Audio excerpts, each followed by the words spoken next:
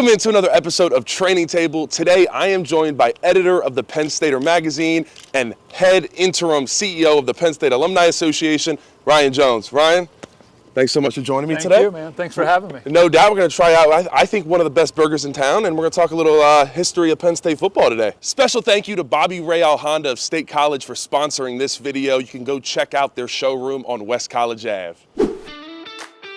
So Ryan, how long have you been in that role, and what's that kind of been like being a part of Penn State Alumni Association at the highest level? I've been in the role about 2 months now, and I've been at the Alumni Association as part of the magazine team for about 18 years. So I'm pretty good sense of what we do across the board. I'm just a lot more in the details now, but we've got a great team at the Alumni Association, a lot of really dedicated people.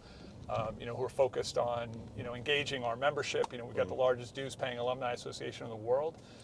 So we have a lot of people that we want to engage and serve who are members. And then the broader alumni base, even folks who aren't members, we still want to engage with them, find ways to keep them connected to the universities. There's a lot of different folks doing a lot of different aspects as far as engaging our volunteers through chapters and groups and things like that. They do great work. We do a ton of events, obviously, around football, but around a lot of other things as well. Like this Thursday, I'm going down to Philly for the annual President's Concert, which is an awesome event. It highlights student musical talent and a great way to engage with our alumni. This year it's in the Philly area. So there's just a ton going on across the board. Communication stuff, obviously, with the magazine, the football letter that we put out in the fall. There's a ton going on. So it's been great to work more closely with our full team in this role and still keeping a hand in the magazine as well. All right, so Ryan, we are here at Local Whiskey downtown. I guess that's on, what's the back street? College and then Beaver. Bruh. So right off of, I should know that. But while we wait to order some food, Ryan, I do want to ask, you still obviously cover a lot of Penn State. What has kind of been the difference of being that, covering, especially the team, but just Penn State in general back in the early 90s versus now?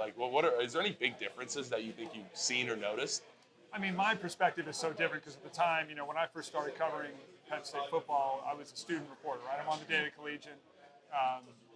And so I'm covering, from that perspective, I'm just learning what I'm doing, right? Obviously a very different media environment. There's no social media yet.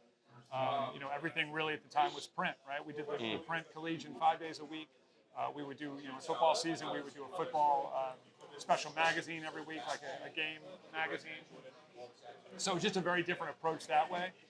Whereas now everything is, obviously a ton on social media, both what the team pushes out. They do an incredible job in athletics of highlighting the team, and also the way that, newspapers, magazines, websites, whatever, cover it. Just a totally different approach to covering it, and everything is so immediate. Everybody knows what's going on. Every game is televised, of course, on national TV, which wasn't always the case. I feel like even in the early 90s, some games were maybe only kind of regional sometimes. So. Hi, how you doing? How you doing? Awesome. 2 burger specials. Ice water, please. A Coke, please. No, I am curious of, so with a lot of change going on in all of collegiate sports right now, but you were here when we had a pretty big change of joining the Big Ten. And I'm curious, especially with football, how was that kind of perceived and welcomed? Well, I don't know if it was welcomed by everybody, whether that's media, whether that's our fans, other fans. What was kind of the whole idea of Penn State's joining the Big Ten? It's just, for me, I'm like, I just know Penn State. We were in the Big Ten. I wasn't born until 2002. But what was that like being in it? And did people care that much? Was it a big thing? It was a huge thing. And you got to remember that Penn State kind of kickstarted everything that has come since as far as campus realignment, right? There was no way to predict that what we've seen in the past few years would come from Penn State joining the Big Ten, but there were a lot more prominent independents than right now. It's pretty much just Notre Dame. But back then, there were a lot of prominent independent schools. Penn State was very regionally connected to schools like Pitt, Syracuse, West Virginia, those regional rivalries that have been there for a long time. And Penn State had, going back to the 80s, Penn State had looked into and kind of proposed. Penn State there had been interest on the part of Penn State to maybe create kind of an Eastern football conference. That would have been some of those schools like Syracuse, Pitt, West Virginia. That's the old Big East, right? So that's the thing, is that the old Big East, that had a lot of the Catholic schools in Philly and Georgetown, up to Boston College, New York, St. John's, whatever. Where they were all basketball schools, and in most cases didn't even have football, right? Or certainly didn't have big time football. So there were conversations going on back then about maybe trying to get the football schools from that broader group to form an Eastern-focused football conference. It could have been a really good conference, right? Like a Penn State Pitt would be kind of the anchors. West Virginia obviously has had really good years at times. Syracuse has had a great history of football. You could have a really good league. Maybe Maryland, some other schools would be in the mix.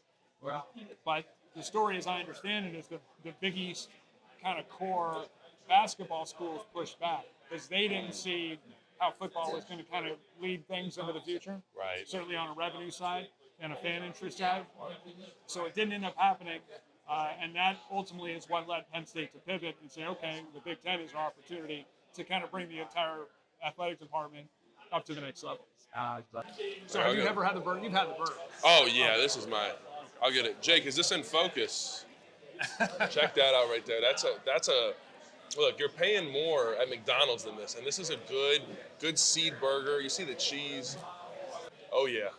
That's what you want your burger to look like right there. I'd say it feels like a good half pound, maybe even 3/4 pound. I don't know. It's up there, though. Ryan, the last thing I really want to talk about is right here on the Penn State magazine. And this came out, how long ago would you say? Well, I guess we can see, It's on the front cover, though. So 2019? 2019, July, August 2019, where you guys did the 100 greatest Penn State student athletes of all time. And this is actually, shout out friend of the show, Chris Buchanani gave this to me. This is my first time actually, I had heard of it, but first time really seeing it. First off, what kind of research went in? And obviously, you were the editor of this, and got to give a shout out to Michael Weinreb, who did this article. But I'm sure you were a big piece of it. What went into the 100? I mean, there's so many athletes that were here. And I'm sure it was hard to do research if you're thinking about, some great field hockey player from the 90s or whatever it is. Like, that's hard to go back and research. What kind of went into all of that? So we'd always talked about doing something like this and we weren't sure how we were going to do it. And one of the things we talked about is, do we even rank people? And if we had to do it over again, maybe we would do it somewhat differently. Because we sort of acknowledged this in the very beginning, right? Like on one level, it's impossible to compare a football player, on a team sport from the 1980s to a wrestler from the 2010s to a field hockey player from the 1990s. The nature of the sports is so different. But we thought we could and so we acknowledge that up front. Like, listen, this is an imperfect thing, of course. But it's first and foremost, is a way to celebrate so many of these great athletes. And then basically sort of going by like tangible accomplishments, right? All-Americans, scoring records, championships won, what they did after college in a lot of cases, and when they were to go professional or Olympics or whatever. So we thought it was worth trying to do it. And again, I mean, if we did it now, half the list might be different just because maybe we think of it in different ways. I got to throw one in there. Yeah. I know, you don't want to do too much ranking. Where would you put Carter Starace? Because this is done pretty much. He was on campus, but he was probably a freshman at this time. Right. I mean, he would have to be. You think you could get him in the top 10 just looking? I mean, David Taylor's number 10. Right. Yeah, David Taylor at the time, I think. Some of it is too, and this is where in different areas. Like one of my colleagues, Jason Jackson, who ran track and cross country here about 20 or so years ago. I talked to Jason a lot for insights like on track and field, because again, that's so specialized and individual, right? So how do you compare someone, who maybe owned like a U.S. record for a time in their distance and that? Like, that's huge, right? Yeah. So same with wrestling. Wrestling, it's a smaller sport as far as the number of schools that participate. So we're keeping that in mind. And also, like David Taylor, doesn't have 4 national championships, but his dominance at his best was just at a very rare level, right? So David Taylor, and again, this was talking to people who know wrestling maybe better than I do, getting as much input as we could from all kinds of folks across campus, across the university, who are really plugged in with the individual sports. Football is maybe a little bit easier, right? But so yeah, can you make a case for Starace? Yeah, certainly. I mean, he'd certainly be on the list. He'd probably be pretty high after this year, 5 straight titles. No one's done that before. Was he a more dominant wrestler than Taylor at his best? That might be where the debate would come in. I like that. Okay. Yeah, so that's, again, it was a tricky thing to do. The fun part, and the thing I think that hopefully most people took away, was it was just a really good celebration of look at all these incredible athletes we've had across all these different sports. across all these different eras, going back 100 plus years at this point. That was what was great for us to be able to pull together and celebrate.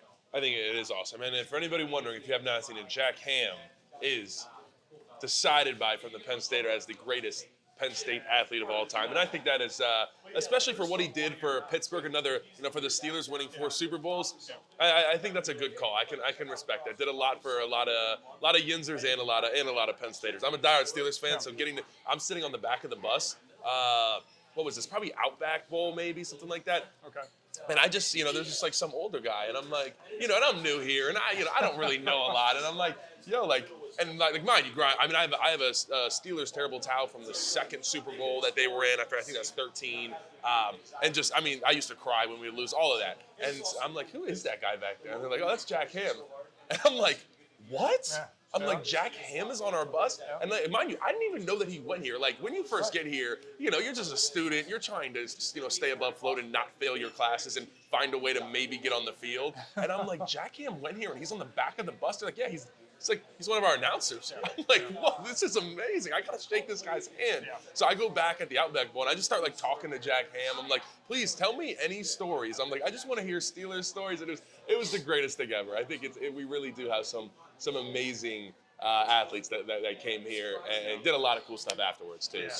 Jack's a great guy. It's been so cool to have him, back part of the Penn State family. Again, you've talked to him. He's such just a normal guy. Right? Oh yeah. And you can tell that he, was probably an athlete. He's a big guy, but he's very fit. He doesn't look like a football player anymore. But good dude, and you look what he accomplished here, what he accomplished as a pro. That's about as good of a career as you can have as a football player. Yeah, it can't get much better. So no, we appreciate everything that you're doing, though, Ryan, and balling out for the Penn State Alumni Association. It is amazing. So really do appreciate it, and make sure you guys stop by Local Whiskey. Like you said, I think it was one of the best burgers in town. And Ryan, thank you so much for taking some time, hanging out with us today, and going over some Penn State history. So I appreciate you guys tuning in. Please like, comment, subscribe. Peace.